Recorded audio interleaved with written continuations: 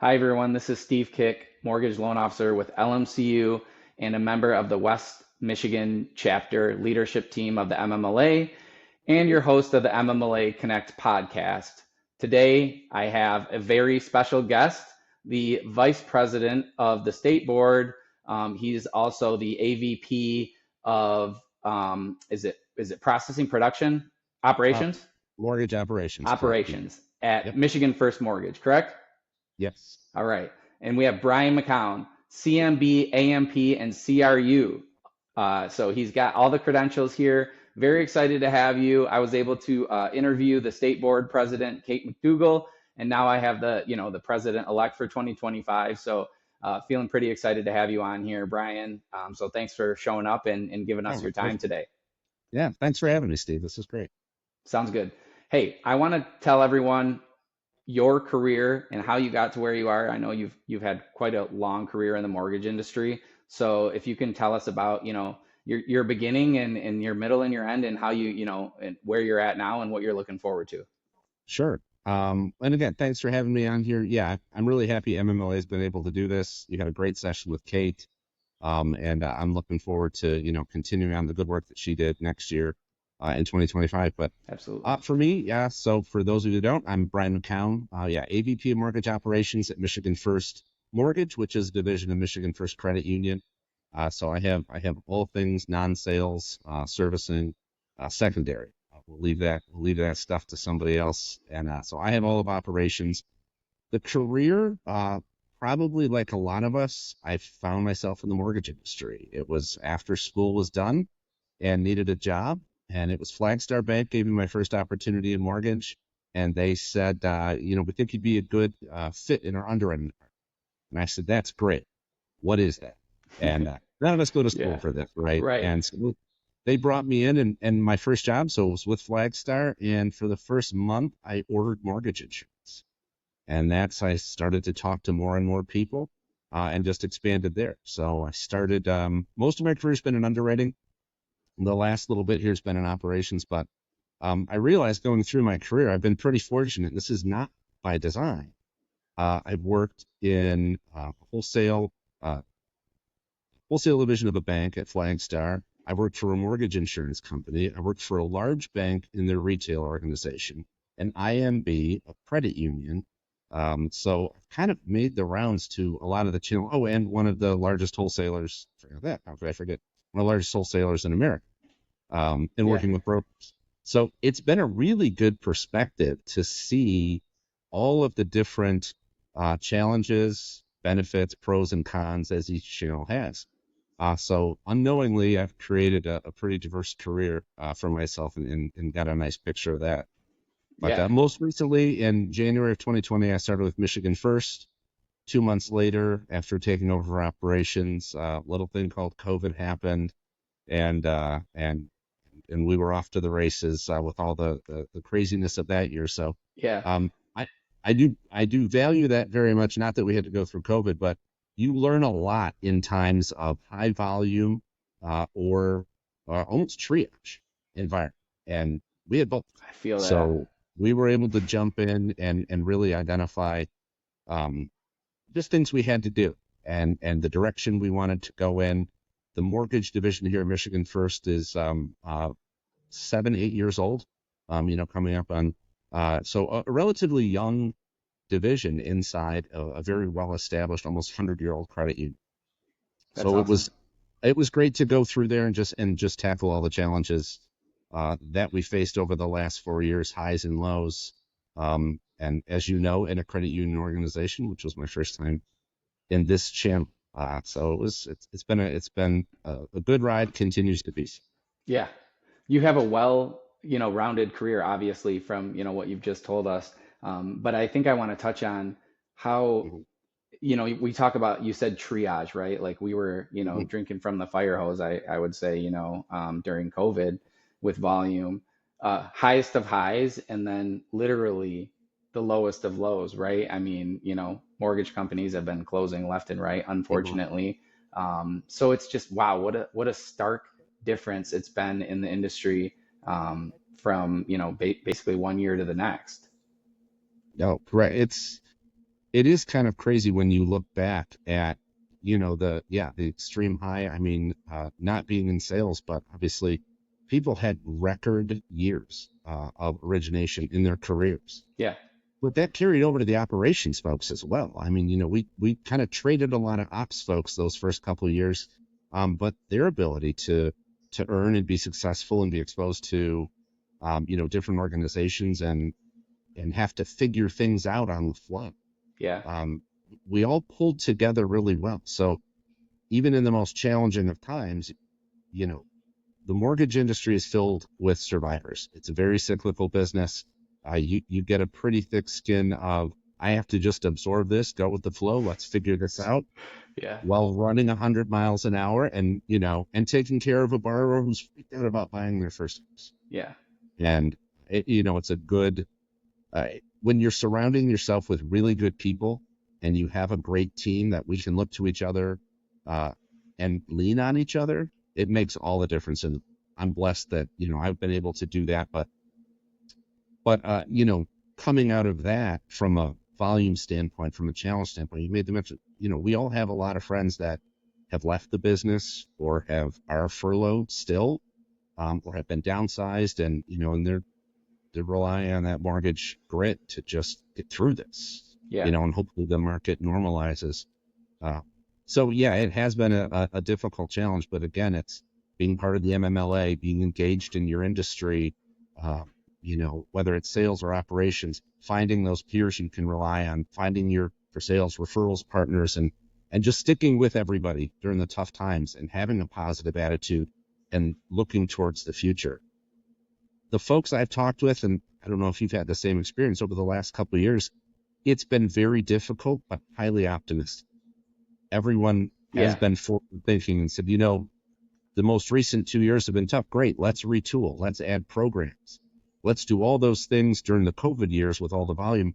Oh, it'd be great if we had this. Well, now we're all getting it and we're doing those things. Yeah. And we can refocus ourselves on really why we're all in this business is to just help people achieve homeownership and be successful in their lives through homeownership. And it's a bit refreshing just to kind of go back to basics and say, we just get to take care of people. Yeah. And we get to go out and help people become homeowners. Man, I love that. Talking about taking care of people, right?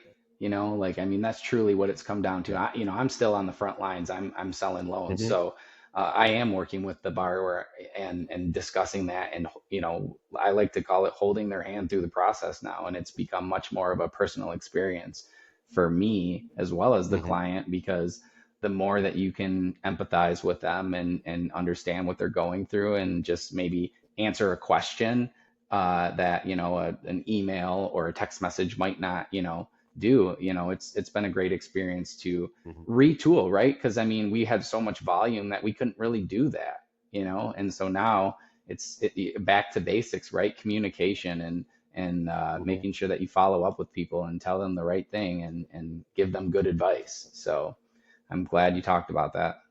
Yeah, and even with all the developments and new programs and all that, at the core of this, it's still a relationship-driven business.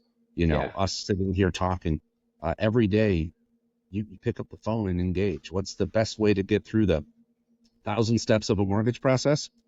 It's still the answer. Pick up the phone. Yeah. Phone. Yep. No. And the tech stuff is great. We're all looking towards that. We're all trying to make it easier to close loans for ourselves as well as for borrowers, but you have to have the relationship because buying a home for some, it's such a personal experience. And it's nice to have the opportunity to remind ourselves and kind of refresh the soul a little bit on your purpose. Why are you still in this industry? It's not because it's easy right now. And there's a lot of things in the market that have challenged the industry. And we have time to address those. And we have time to say, okay, what's the right way to lend? What's the right way to support our realtor partners? All of those sorts of things. Definitely. I've kind of coined the term of conversations equal conversion, right? So the more conversations I'm having with people, the more I'm converting loans. And I don't even look at it necessarily from a mortgage standpoint. Like, are we talking about mortgages? If I'm just talking to more people and having more conversations, my business is always doing better. So I just try to keep an open mind and genuinely have a conversation with people. So, Well, we live in the communities in which we work. So yeah, when you're out there engaging, absolutely, because there's no separation. It's not like, oh, I leave my job and then, the people that I help with mortgages, my kids are on teams with their kids. My daughter's in the dance, or cheer team with that person. yeah, We go to the churches, and we all have those. That's where we help the people, the ones that we live amongst. So yep, yeah, definitely. it's 100%. It's all there.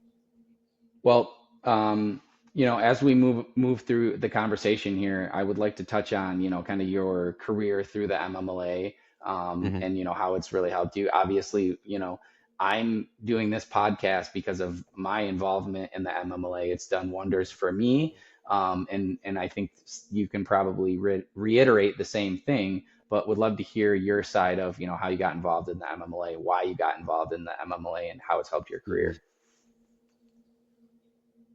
I would start back. So I was working at, it was United Guarantee, so now Arch Mortgage Insurance throughout the years, and had some people that just very engaged in MMLA, and kind of followed their lead. They started just bringing me to events or inviting me to events, and you get to talk to some folks and get engaged, and you realize by joining MMLA, other networking groups, that these are the folks that you want to be around. You're surrounding yourself by some of the best in the industry, and that take that extra step, that have opinions on what should happen you know, in Lansing, or what should happen in Washington, that helps drive the entire industry. Or just networking, that it's just creating a connection, that you meet with somebody that you can help each other with your business, even if you're, competitors. Competitors. Yeah. We're with different credit unions. We are in the same markets and we go after the same borrowers. But to have a strong, successful mortgage industry, I started to see it wasn't really just my company versus the world. It was us. We need to, no one's ever going to do $2 to $4 trillion, whatever the volume is. Everybody will get their piece of so Yeah. Right. let's just, we're successful, Colleagues, not competitors, right? yeah, friendly, the friendly competition. If you ever see a really successful team, the players push each other. You have that at your company. We have that Yeah. at ours. Hope everybody's listening. They have that at their team. But even amongst companies in Michigan, we can help each other get better. Yeah. I don't want a company to fail because they didn't realize a new regulation came out and they run afoul of compliance, completely unintentional. Because then homeowners lose faith in the mortgage industry. And when I started early on, that became pretty apparent that, this is one of the networking part is fantastic to help, develop your career or just learn more and be educated. As we talked about, it's a relationship driven business. It always will be. So we have to be the most educated. We are their advisors in buying a home from the financing aspect. We have to know our stuff. Yeah. And I got into the room in MMLA. It was early in the 2000s, and that's what everybody was. And so, it's this great feeling you get when you network people and you find like-minded folks. And the more I engaged, the more you want to keep that going and participate in it. And I ended up, helping out in a few things in the Southeast chapter here in Michigan. And before I knew it, I was going through those chairs with some wonderful people and became president there, and then just kind of, converted and got involved at the state level. I enjoy the advocacy piece a great deal as the ops guy sitting, reading a lot of the compliance stuff. That's not for everybody. Yeah. But I like going through there and taking a problem and saying, let's find a solution. And in the MMLA, I have found everybody is like that. Everybody's looking to make whatever their part of the mortgage experience is better. So I got hooked in pretty quick just by meeting those folks. And then, attending the education stuff you read out. I have a few designations. My mom is a professor, so this was a foregone conclusion that I would always, continue to educate myself. But I think I'm better that way. The more I know, the more I can be of service. And at the heart of it, that's what we do. And so, a few years ago, I was able to join the state board and help out on state level initiatives and get a little bit more involved. And then became Secretary Treasurer. This year I have the privilege of being the Vice President and actually chairing the Legislative Committee. And again, just as we've, gotten involved, we've been able to, meet with MISTA face to face a couple times up in Lansing and, see the new direction they're taking. And that gives me great encouragement and hope and inspiration for the future of the industry. So I want to keep that going. Yeah. And so a lot of it, that is why, as we level up in our, I don't want to say we get older, we level up in our careers, we have industry knowledge and we have, good opinions on what should happen in this industry. And if you have the ability to do that, you have the responsibility to step in and create the environment that is right and is what our consumers need, what our homeowners need, and what our peers in the industry need, and what we want. So you have to share your voice. For me, I feel that responsibility. So many people have blessed me to get to the point where I'm at. A lot of support. As you said, I get to be the president of the MMLA in 2025, and I'm incredibly honored to do that. There's a lot of trust from a lot of my competitors that they put in me to be able to go into that situation. So I think it's just now I start to feel that responsibility to give back, and it's a responsibility I welcome and want to continue to uphold. Well, thank you for sharing. I really resonate with a lot of what you have been talking about, through this podcast. And the MMLA has been a great opportunity for you and for myself.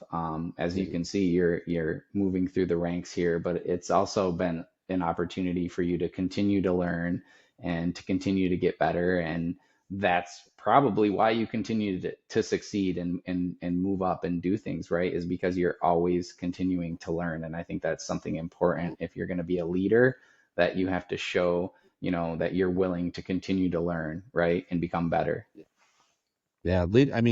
Leadership is really not about power. If that's your focus, that's not what leadership is about. It's about serving others, and to serve them well, you've got to be knowledgeable and educated and dedicated. Yeah. Well, we're looking forward to your leadership in 2025, and obviously, you're still a leader right now, but you being the state board president, that's exciting, and looking forward to that. Moving a little bit from business, Brian, can you tell us a little bit about, I want our listeners in the MMLA, people who are involved to know us a little bit more. So can you give me a little bit about your why? Why do you do this? Why do you come to work every day? Tell us about the Brian outside of the office? Sure. Well, I'll kind of go through personal stats, but it ties into the why. So I'm married. I have 3 kids.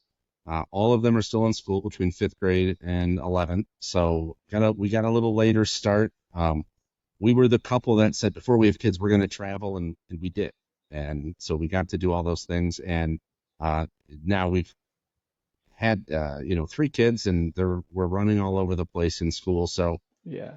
But the why I do a lot of what I do here, it starts with them. I have 2 older boys, and then my youngest is my daughter. And, just looking at, especially now as a junior in high school, he's going to be in college, he's going to, graduate and kind of emerge into the world. And we have the ability to change the future for them. I know there's a whole song about future, and, the kids are our future, but yeah, it really is true. We're able to, even through the MMLA, we work with people becoming homeowners, and that's not just buying a building. It's creating a house. It's creating a family. It's creating, it's your safe space in life to go. And for me, having kids kind of put a just different spin on it. I'd always looked at being successful at work, and not that I necessarily separated it out, but it was, my career focus. And then you have kids, and, I became much more outwardly focused, and I have to provide for all of them, but what life are we providing? We're trying to, by 18, they're kind of out on their own, and even with a little, guardrails in place.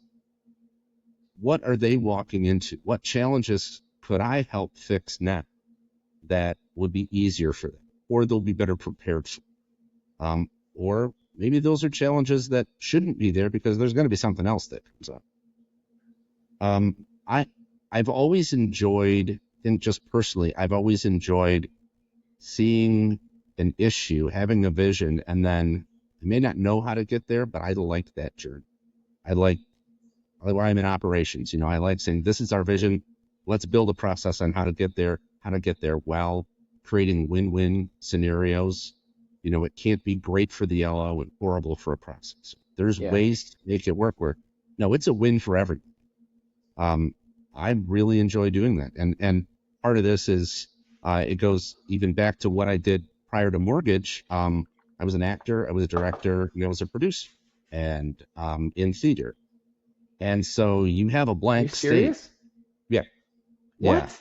In community Finding out theater. some amazing things about Yeah. you here. Yeah. Keep So going. Sorry.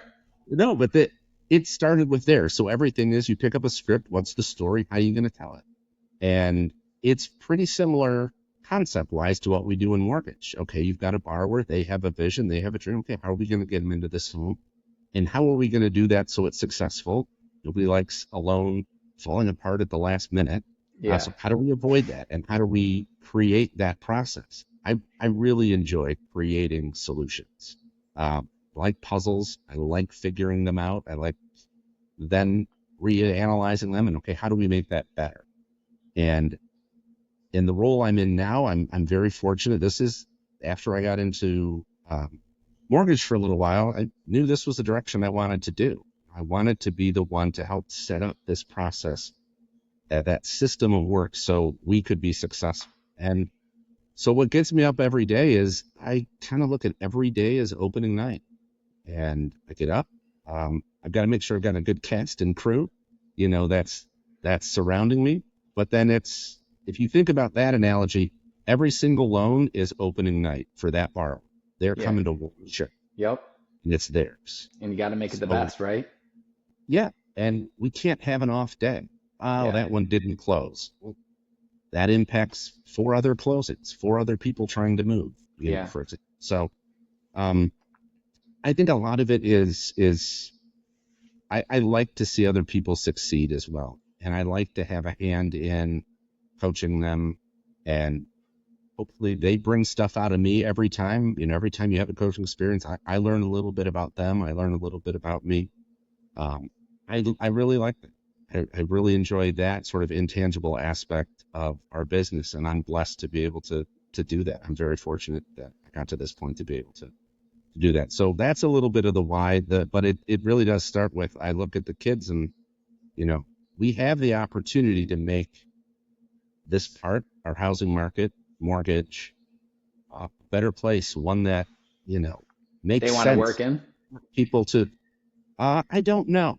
No, I can, as of right now, I get crickets talking about mortgage at the dinner table. So I'm still working on it. Maybe the older one, he's taking an econ.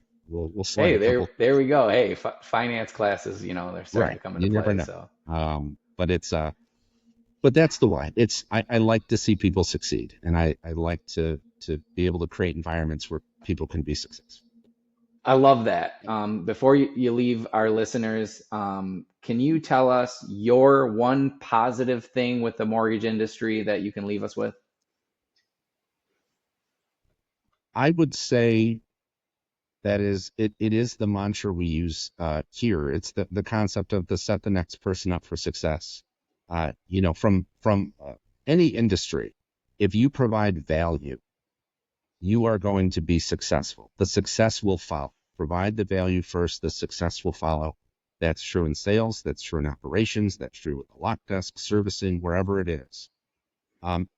Mortgage, I guess, and life, it's a team sport. So don't look to isolate yourself. Collaborate and provide value. And I think we have a huge opportunity in the mortgage industry to drive that narrative, get ourselves, out in the community, use our voices for advocacy, and make some really positive changes that will last for a long period of time in our industry. So I would encourage everyone, everybody's got an opinion on trigger leads, on MISHDA, sales price, on all the issues that are facing our borrowers. Use your voice. Use it through the MMLA. We're also part of the Mortgage Bankers Association at the national level. Use that voice. and let's work together, and we can create a really thriving industry here in Michigan by working together. Absolutely. Brian, I'm so excited that I got to interview you today, and I'm looking forward to you, leading us next year as the state board president. We really appreciate you taking your time, and for all the listeners out there, thanks for listening to the MMLA Connect podcast, and we hope you continue to listen. Thanks, Brian. Yeah, thank you very much, Steve. It's been a pleasure.